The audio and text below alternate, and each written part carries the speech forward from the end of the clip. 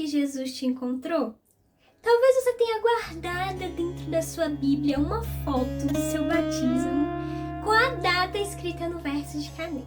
Não é a esse dia que eu tô me referindo. Eu tô falando do dia em que você percebeu que era um miserável pecador. Eu me lembro quando eu fui encontrada por Jesus. De qual situação vexatória foi que Cristo te tirou? Talvez agora você tenha parado, feito uma viagem no tempo, deu risada e disse, eu não quero nem lembrar. E se isso aconteceu, você é um bem-aventurado. Porque alguém que desconheça essa sensação jamais teve um encontro de verdade com o Senhor. É sobre isso que nós vamos falar. Deixa eu me apresentar, meu nome é Thaís França, por aqui eu compartilho a palavra de Deus. Seja muito bem-vindo ao meu canal. E se gostar, não se esqueça de se inscrever e clicar no joinha. Isso para esse canal que está começando é muito importante para que essa mensagem possa chegar a mais pessoas. Sem mais delongas, vamos ao assunto. No Evangelho de João, capítulo de número 4, nós temos uma história que ficou bastante conhecida, a mulher samaritana. E tudo começou quando Jesus, sofrendo perseguição dos fariseus na Judeia, volta para a Galileia e era necessário passar pela Samaria. Há um detalhe aqui importante. Os judeus, o povo do qual Jesus fazia parte, não se dava bem com os samaritanos, o povo daquela região por onde Jesus estava passando. E por quê? Isso vinha há muito tempo, haviam questões históricas envolvidas. Esses povos inicialmente eram um só povo. O povo de Israel era formado pela união das 12 tribos dos filhos de Jacó, que também se chamava Israel. E por isso o nome povo de Israel, né? O reino de Israel teve sua glória na época do rei Davi. Davi foi um grande rei, em todos os sentidos, militar, espiritual, um homem de fé que conduziu o povo para mais perto de Deus. E Davi escolheu a cidade de Jerusalém para ser a capital do seu reino. Lá ficava o seu palácio e ele decidiu que seria construído em Jerusalém um templo para o Senhor, onde seria guardada, depositada a Arca da Aliança. Vale lembrar que o local de culto do povo era sempre onde a Arca da Aliança estava. Então o povo não deveria adorar em vários lugares pelo reino. Não é Davi quem constrói esse templo. Ele deixa o material preparado ali para o seu filho Salomão construir. E com a morte de Davi, Salomão cumpre o desejo do seu pai e edifica um belíssimo templo para o Senhor. Então, quando o templo de Jerusalém é inaugurado, Jerusalém passa a ser oficialmente a capital religiosa do reino, onde o povo deveria se reunir ali naquele templo para celebrar os sábados e as demais festas religiosas que eles tinham no calendário deles. Acontece que após a morte do rei Salomão, o reino de Israel se divide, passando a ser o reino de Judá ao sul, a capital em Jerusalém, cujo rei sempre seria um descendente de Davi, e o reino de Israel ao norte, que vai fixar a sua capital em Samaria, e eles também tinham o seu próprio rei. Acontece que quando teve aí essa divisão, o reino de Israel, o povo do reino de Israel, perde o acesso ao templo, porque o templo ficava em Jerusalém, o reino do sul. E eles abraçam a idolatria. É claro que Deus enviou profetas para alertá-los sobre os caminhos perigosos os quais eles estavam trilhando. Inclusive tem um vídeo aqui no canal onde eu falo sobre o ministério do profeta Oséias, lá no Reino do Norte. Mas não adiantou de nada. Na verdade, com o passar do tempo, os dois povos foram se distanciando de Deus. Tanto que o reino de Judá também foi levado ao cativeiro pelos babilônios. Mas o reino de Israel chutou o pau da barraca com muito mais força e muito antes. É tanto que eles caíram primeiro, eles caíram bem antes, pelas mãos dos assírios. Quando isso acontece, o rei da Assíria deporta esses israelitas para várias nações que ele também havia conquistado, e ele leva várias pessoas dessas nações para viverem ali no reino de Israel, junto com aqueles israelitas que ele permitiu que ficassem. E o objetivo disso era destruir a identidade do povo, era uma estratégia de guerra, tá? Era muito mais fácil dominar sobre um povo que não tinha a sua identidade bem definida do que dominar sobre um povo unido, com a identidade bem definida, religião bem definida, cultura bem definida, enfim. Era uma estratégia de guerra que ele utilizou. E então, acontece exatamente isso, essa mistura de povos, de religiões, e os israelitas se unem a esses pagãos, né, através de casamentos, e dessa mistura surgem os samaritanos. E essa era uma das razões pelas quais os judeus não gostavam dos samaritanos. Mas não era só por isso. Havia uma forte rivalidade entre esses dois povos. Quando o povo de Judá está voltando do cativeiro babilônico, muito tempo depois, os samaritanos se unem aos pagãos da região e fazem forte oposição ao povo. Neemias vai detalhar no seu livro toda a angústia que eles passaram quando estavam reconstruindo as muralhas de Jerusalém. Eles trabalhavam tão assustados, de modo que uma mão estava aqui edificando o muro e a outra estava segurando uma arma para o caso de algum ataque repentino. Houve uma tentativa dos samaritanos de purificar a sua religião, apesar de que o que acabou acontecendo com a maioria deles foi apenas que eles incluíram a adoração ao Senhor, ao culto que eles prestavam, né, aos seus outros deuses. Então eles continuaram sendo politeístas. Mas houve sim uma tentativa de voltar ao monoteísmo, houveram aqueles que voltaram ao monoteísmo, mas eles construíram então para eles um templo lá no Monte Gerizim. E eles começaram a debater com os judeus que ali naquele templo era o local correto onde se deveria adorar a Deus. Inclusive, a mulher samaritana, ela vai falar sobre isso com Jesus. E dá para perceber também que ela conhecia as profecias sobre o Messias, ela também conhecia as histórias dos patriarcas.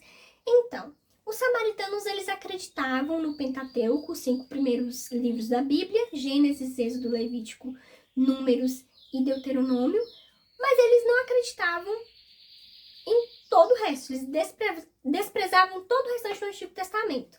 Então, eles não acreditavam em nenhum profeta, enfim. Aí dá para perceber que os judeus e os samaritanos também tinham fortes divergências teológicas. A rivalidade entre eles era tão intensa que os judeus, quando precisavam fazer aquele caminho ali de Jesus, eles preferiam dar a volta, pegar o caminho mais longo para não passar pela Samaria. Mas o que Jesus estava fazendo então ali no território do inimigo? Jesus chega a uma cidade da Samaria chamada Sicar. E essa poderia ser uma informação irrelevante. Sicar era uma cidade da Samaria como outra qualquer.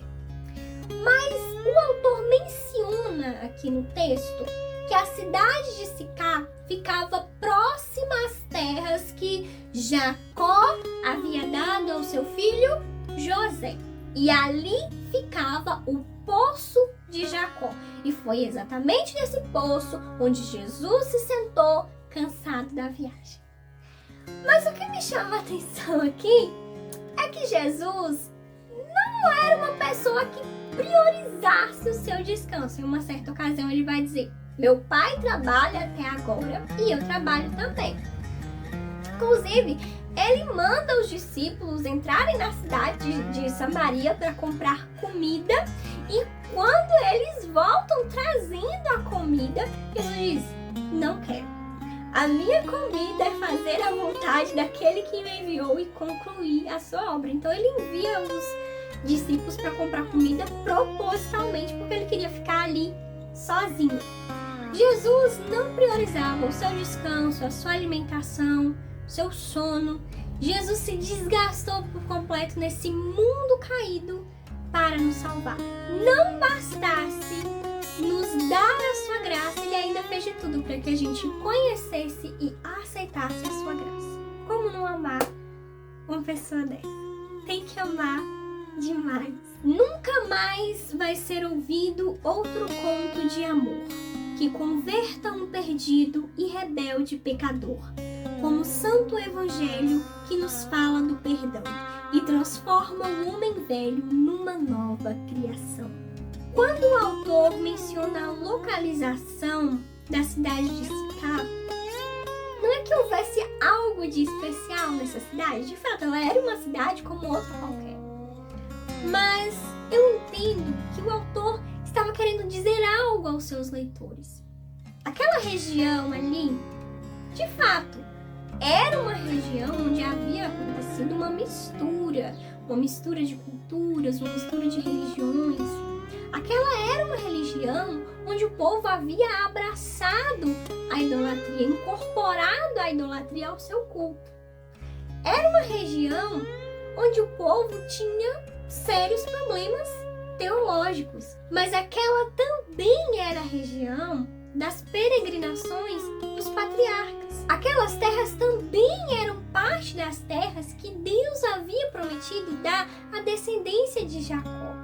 E Jesus sabia muito bem diferenciar ali, dentre aquele povo misturado, quem eram os seus. E isso não dependia de ter uma árvore genealógica pura. Isso ia muito além do DNA. Isso dependia de ouvir a voz de Jesus e saber reconhecê-lo. Eu conheço as minhas ovelhas.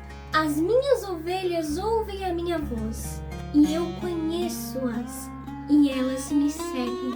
Então, após toda essa contextualização, nós chegamos ao grande momento da história, que é quando aquela mulher, ao meio-dia, pega o seu cântaro, o seu pote, o seu vaso, o que seja, e se dirige até aquele poço para pegar água, como ela fazia todos os dias, sem nem imaginar quem é que estava lá esperando por ela, até porque ela ia nesse horário esperando não encontrar ninguém. Ela não era uma mulher muito bem vista pela sociedade.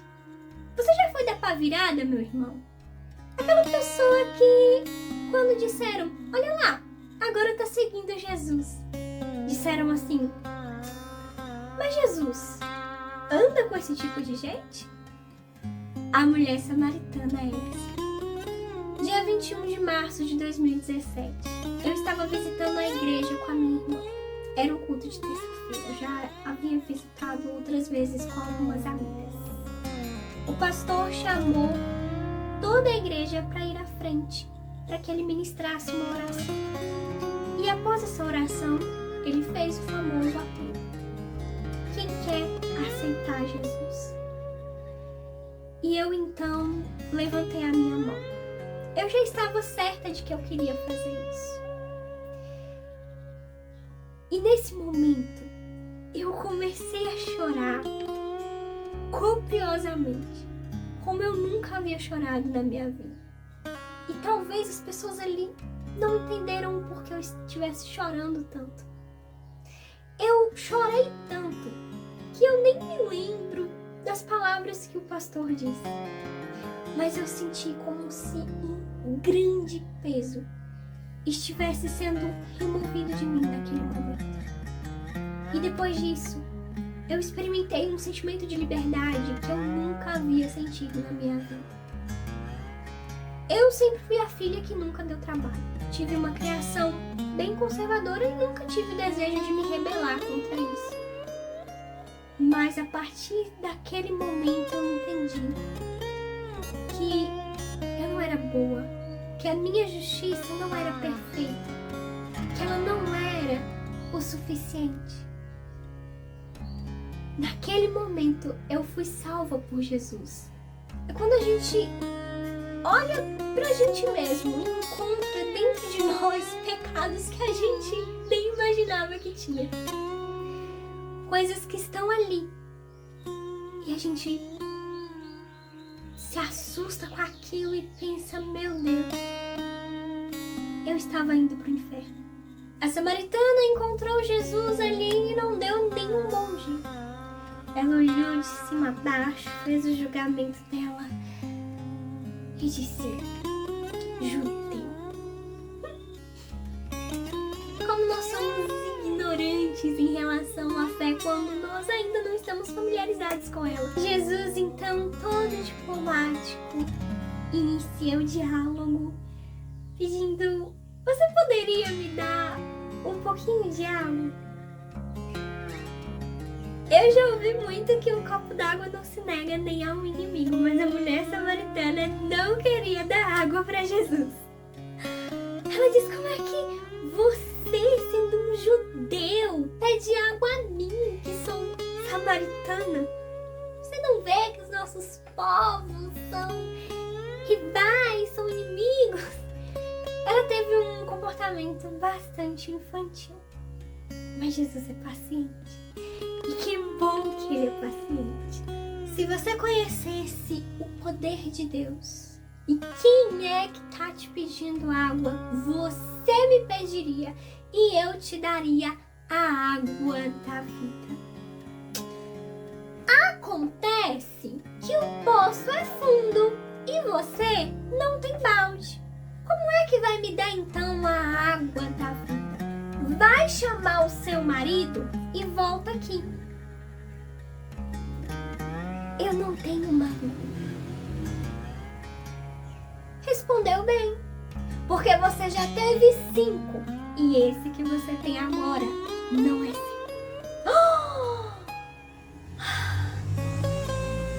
Vejo que você é um profeta. Ela não havia entendido. Jesus havia provado para ela que poderia lhe dar a água da vida, mostrando que a conhecia, mas não como qualquer profeta. Ele a conhecia como Deus os conhece. Os teus olhos viram o meu corpo ainda informe, e no teu livro todas estas coisas foram escritas, as quais iam sendo dia a dia formadas, quando nem ainda uma delas havia. Então ela começa a querer entrar num debate teológico, religioso com Jesus. Você é um profeta, me responda isso. Olha, os nossos antepassados adoraram a Deus aqui neste monte. E vocês, judeus, dizem que é lá em Jerusalém onde se deve adorar. Jesus disse: chegará o dia, e esse dia já chegou, em que os verdadeiros adoradores não adorarão a Deus aqui neste monte nem em Jerusalém, mas o adorarão em espírito e em verdade. Deus é espírito e aquele que o adora deve adorá-lo em espírito e em verdade. E são esses adoradores a quem o Pai está procurando. A igreja do Senhor está onde estiverem 2 ou 3 reunidos em oração. E pelo mundo inteiro existem bem mais do que 2 ou 3 reunidos em oração. A igreja do Senhor é global. Temos irmãos de todos os povos, nações e línguas. E apesar de toda e qualquer fronteira geográfica, estamos reunidos no mesmo Espírito, adorando ao mesmo Deus, o nosso bom Deus. Então ela expressa algo que faz com que toda essa conversa atinja ao seu propósito. Ela expressa uma esperança que havia na sua alma. A esperança que demonstrava que de fato ela era uma ovelhinha perdida. Eu sei que o Messias vem e quando ele vier, nos explicará tudo. Deus colocou no coração do homem um anseio pela eternidade. E é quando Jesus diz: sou eu, aquele que está falando com você. Eu sou o Messias. Bastou que Jesus dissesse isso. Com essa simples frase, Jesus conseguiu derrubar todas as defesas daquela mulher. Ela perdeu todos os seus argumentos e todo o desejo de continuar argumentando. Bastou essa simples frase para que ela estivesse completamente convencida de que estava diante do seu Salvador. E qual foi a frase? Com qual frase Jesus te ganhou? Quais foram as simples palavras que foram muito mais do que suficientes para que você pudesse crer? Talvez aquilo que para outra pessoa soasse insignificante, mas foi o bastante para que você rendesse a sua vida completamente ao Senhor. Naquele momento, os discípulos chegaram. A água que ela foi lá buscar já não era mais importante, ela nem se lembrava mais.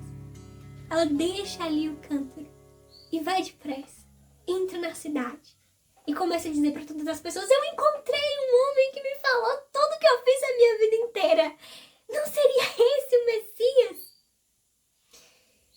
E a Bíblia vai dizer que os samaritanos, eles recebem Jesus muito bem ali. Muitos samaritanos creram em Jesus.